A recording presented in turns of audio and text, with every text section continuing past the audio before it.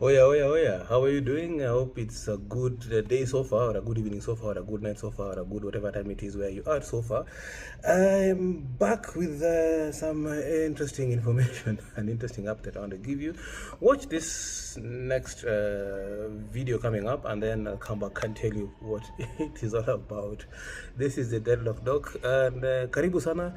Welcome once again to Humanitarian Chronicles, where I rant, cry, laugh, and whine to you, my counselor, my psychologist, my psychiatrist, my therapist, about the things that sometimes we struggle with, or I struggle with specifically. I'll be talking about my stuff, on this podcast. So watch this, and then I'll come back and talk to you in a few minutes.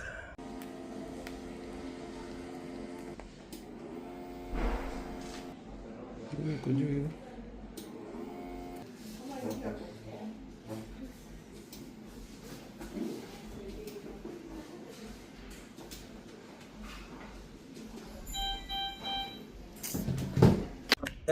So you saw that. I will not mention the name of the hospital where I was and seeing those weird BP numbers. It looks like I'm now becoming one of those people who will be talking about I have high blood pressure. Because, apparently I went to hospital and I was going to donate blood. My cousin, one of my older cousins, is in hospital. Went to see him. He was in theater for a procedure, and he needed blood. So I was going to donate blood. This information came yesterday after I got off the stage of the DACO Awards. I was where I was emceeing. For those who know, those who don't know, I was emceeing the DACO Awards, the very quick one awards, and so as we're leaving, this text comes in, and so my elder sister says, our cousin is in hospital and needs, of course, financial support, but also needs blood because before or after he goes to theater. I don't remember. No, that wasn't specified. So today I decided, let me go and donate blood. You know that story in the Bible where those dudes were walking around doing whatever they do best, and this guy begging said, "Give me, beg for some alms or whatever it is that he was asking for," and they said, "Silver and gold have we none, but what we have we shall give you." So I also said, "Silver and gold have I none, broke as I am, but blood I'll give." And then now there's the other story where he talks about the stone that the builder rejected. So mine was the blood that the lab rejected. They didn't reject the blood, but they rejected the concept of me giving blood. Because you have to check your blood pressure first before you donate blood. And I donated blood about 6-7 months ago. My blood BP was okay. It's always been like perfect. It never goes it never used to go beyond 130 over 65, 70 maximum 75. So that's the way it's always maintained all these years until recently when I was doing a medical check, and that's why I decided, you know what, things might be thick, might be, I don't know. So the nurse kept, you saw in the video, the nurse kept turning it, rebooting it and doing it again, and rebooting and doing again. And then I was like, maybe it's because I took the stairs down from the second floor to the ground floor. But I don't think that is what, I don't think now, and I didn't think that was the reason after the third try of checking my BP still yielded those results. So then it hit me, wait a minute, this time I keep talking about trauma, stress triggers. Or is it because I cried in the post, in the video in the morning? That was fun. I mean, not the crying part, the parts in between and before and after the crying. That was fun. It was weird seeing myself crying. Something I don't do. So I think I triggered something, but I don't think that's why my BP was high. But I know I triggered something in that discussion. I think talking about Russia, talking about my late brothers and my parents and other close people. So probably triggered something, and remember some trauma probably boiled up to the surface, and so that's why I was crying like a baby. Never again. Who knows? Maybe again. Yeah. So anyway, so why am I ranting? So I told the nurse, you know what? No, I don't think. So she was like, yeah, you know what? Why don't you go take a rest? 20 minutes or so, and then come back. And I'm like, I don't think there's a need for that, because this is now the second time within about a month and a half that my BP is showing these high numbers, and I've never had that before that. So I think there might be something actually. And then just jokingly, I'm like, you know what? Maybe it's actually the stuff that I've gone through that is giving me all this stress. And we had talked about the book briefly, and what it is the book entails. Of course, is my work as a humanitarian, the traumas, the stuff that we go through, and need for mental health support. So I'm like, yeah, maybe it's actually now beginning to manifest. And then she said, yeah, why did you pop in and see a doctor? I'm like, me see a doctor in this facility? First of all, I was already bored, because my cousin's ward is on the 4th floor. Went to see him. He was in theater, so that's not a problem. So then I'm like, okay, let me go and donate blood. So I'm told, okay, go to first floor, where that's where the lab is, and donate blood there. Get to first floor, see 2 reception windows. Nobody's there. One had a queue, one had no queue, but there's nobody in either of the windows. So I checked in the 2 of the rooms, I think the phlebotomy rooms. I asked one of the guys, I'm like, yeah, I'd like to donate blood for a patient that's here. He's like, oh yeah, go to the reception. I'm like, you mean that window where there's nobody? He's like, yeah, no, go to the other one. I'm like, even there's nobody. He's like, well, whoever it is will come. So I went, stood. Luckily, I met a colleague today. I think this weekend is a meeting weekend. I met a colleague. We were within Liberia when we went for the emergency response. I won't say his name. It probably is in the book. You'll figure it out. I won't say his name, but I say the nickname we gave him. So suddenly this guy is staring at me. He's in a mask, of course. I don't notice him. I don't recognize him immediately, but I notice someone was staring at me. So I turned, I'm like, but of course I know his eyes. I know how he looks. I'm like, wait a minute. So of course there we are, saying hi to each other, not punching each other, saying hi to each other and stuff like that. And I'm like, and then I wanted to use his nickname, but I'm like, this guy, he's a senior guy in this health facility, so I'm not going to use a nickname. So the nickname is Mangoda. It's stuck to this day. I'm the one who created it. For whatever reason, I have this thing with giving people nicknames, including myself, of course. And yeah, so what happened was, this guy's suitcase, I think, remained in Kenya when we were taking off. No. It got misplaced somewhere in transit. During the Ebola crisis, we would take a flight from KQ wasn't working, so we took Emirates. Was it Emirates? Yeah, it was Emirates.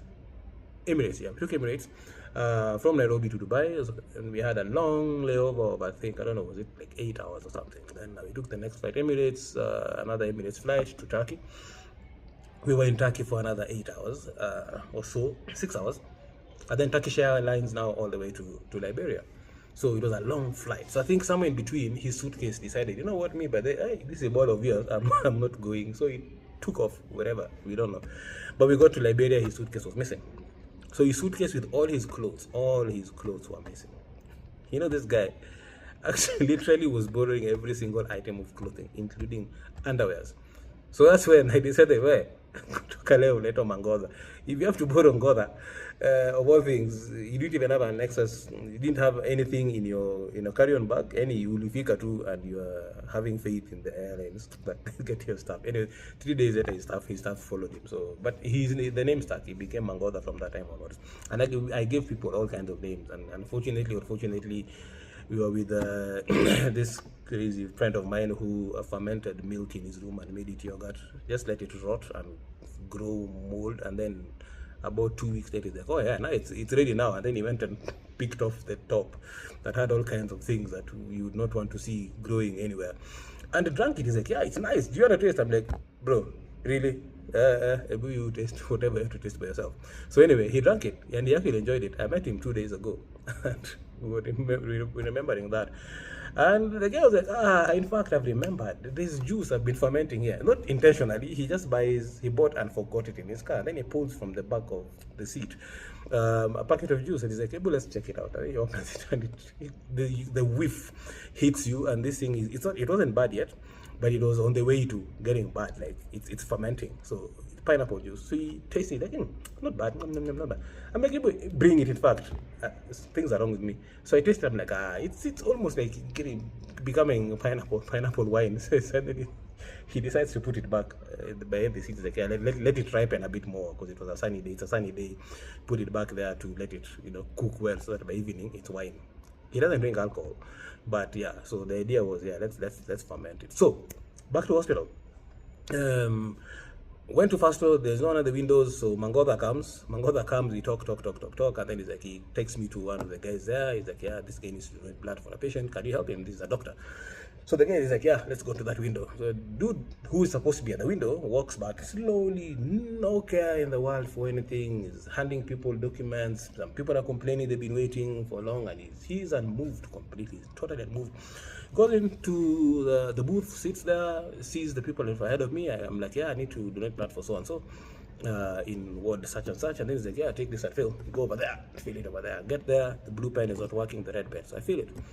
Come back to him. He's like, okay, so now go downstairs to next to the pharmacy. Just go next to the pharmacy there. You'll find somewhere and get your BP and your vitals done.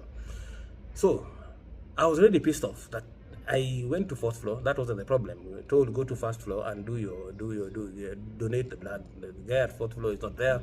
At first floor is not there, and then eventually he comes and he's not even bothered. Then he's like, fill the form, come back. After fill the form, go downstairs now and get your BP checked. So why don't they have a point right there next to the lab? They know people come to donate blood. People are requested to donate blood for their relatives, for their loved ones, for their close ones. Why don't they have a BP point there? For the vitals, have a nurse. For the vitals, it is not a public facility. So you won't tell me that they are understaffed. And if they're understaffed, and it is a private facility that is not the cheapest in the country, that's my thought. Anyways, I think that was discombobulating me a bit, but that's not why my BP was high. So I figured it could be actually true that some of these things are getting to me to the point that now my BP is raised, and I'm 51, so of course that is becoming a factor. Age is becoming more than just a number, is becoming a factor of my lifestyle that I need to look at. So I'm like, you know what, let me go find a doctor. I'm not seeing a doctor. Let me go find a doctor somewhere that I know, that knows me, and will tell me, bro, na nyuria, amuvia nyuria, wewe kwaheri, hata kupika chai na mandazi uambia watu ile siku taishia. Jokes aside though. Yeah, so I said I'll go find one of my friends, or a friend of mine, to recommend a good physician to start the process, see if there's anything. If nothing, it's cool. If there's something, then we fix it. I walked downstairs and I walked out of the main entrance, and as I'm standing there trying to find an Uber Boda or Uber chapati, I hear someone calling me Ben. Someone's shouting Ben, not shouting, but someone calling Ben behind a lady's voice, and I turn, because Ben, my second name, is only known at home, like family members, those are the calls. So by the time someone calls me Ben, yeah, it's someone who probably knows me, or it's a coincidence. I turn and one of my elder cousins, sister to the cousin who is in hospital. She's like, it's you. I'm like, yeah, it's me. She's like, you know, when you walked past going in, we saw you, but we were like, nah, it's a familiar, people look alike, but. So they haven't seen me with these locks for a long time. They haven't seen me for a long time, so they haven't seen me with the locks. They haven't seen me bigger than Baba Boy was, and bigger than my former self at 60 kilograms was. I'm now 85. I just said today I'm 83 and a half by their weighing scale at the hospital. So yeah, the last they remember me, I was 20 kilograms lighter, no tattoos, no dreadlocks, none of these was available. It was out of stock. So here I am, popping in, and she's like, oh yeah, we saw you walking in, but we just saw a guy with the locks going up. We had no idea. We knew you were supposed to come today, but we didn't know you were you when you passed us. So when I walked past, she looked at me again and she's like, this guy looks very familiar. Well, let me check. I think she had seen some recent photos and videos of me. Imagine your own first cousin recognizing you because of seeing you on a video somewhere. That's crazy. But it's been a long time I haven't met, and of course it's all this in and outs, ups and downs with the missions I go for. So I basically don't see many people the few weeks I'm around, or the few days I'm around. So anyway, yeah, so she's like, oh yeah, thank you so much for coming. We are coming. So is everything okay? I'm like, yeah, all's cool. I didn't see Kuzo. He was in his theater. Yeah, she's like, yeah, he went to theater, but he's generally okay. And then I'm like, yeah, so I couldn't donate blood because the bill has rejected my blood. She was like, what happened? I'm like, yeah, my blood pressure is too high, and this is the second time that it's high. So I need to first of all go and fix my blood, fix my blood pressure, and then maybe if we'll see what happens with that. So she's like, oh yeah, and by the way, and Nani's wife, the patient's wife, she's also inside. Yes, you come say hi. I'm like, oh yeah. So I walk back in, say hi to my sister-in-law, and then now my cousin, one who walked after me and called me Ben, says, oh, my husband is over there. Her husband, not mine, her husband. Anyway, says, oh, my husband over there, so you go say hi to him under the clock. So she's like, I know he won't know you, so just go and surprise him and come and tell me what comes of this. So I walk over to him. I'm like, excuse me, sir, would you mind telling me the time? So he was seated, so of course I'm right next to him, and he can see my watch, my wristwatch, very clearly. So he was reading a book or something, or some magazine. So he raised his eye before even looking at me, because I asked for the time. When he was raising his eye, he saw the watch. I saw him looking at it.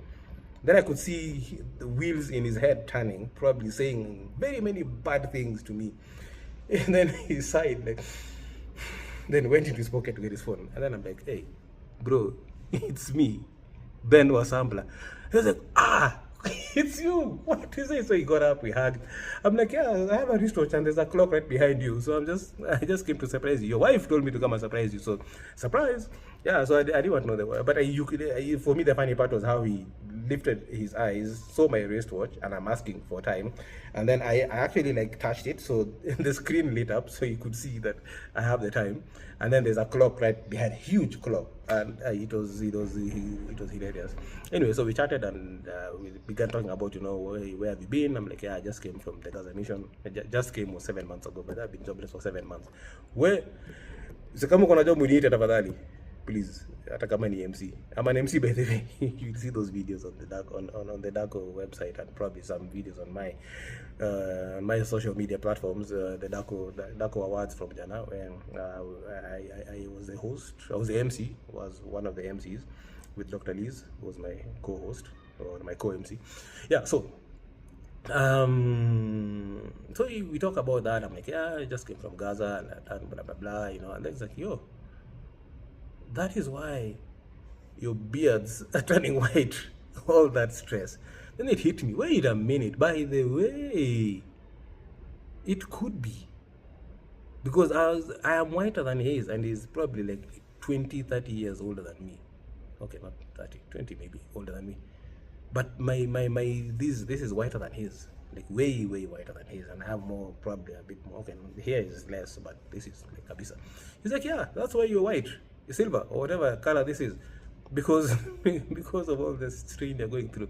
So it hit me. Maybe that could actually be true. I might actually be not just growing old, which is true. I am growing old, but it could be all the hula baloos and the shenanigans in the field that is causing this and high blood pressure.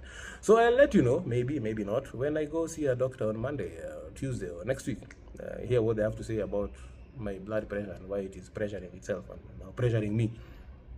So that's it for now. Rant is done.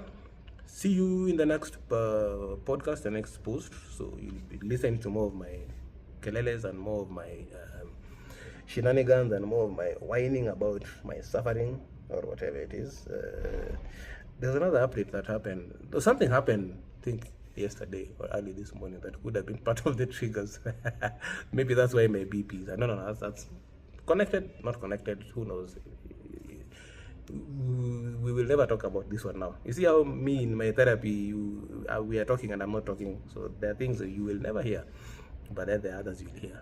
See, I told you that I'll be talking about things that have happened, that taking off gloves soon. Let me go prepare myself for the glove taking off, or whatever that process is called, so we can whoop people and say some truths that might probably get me into trouble. But now what do I do?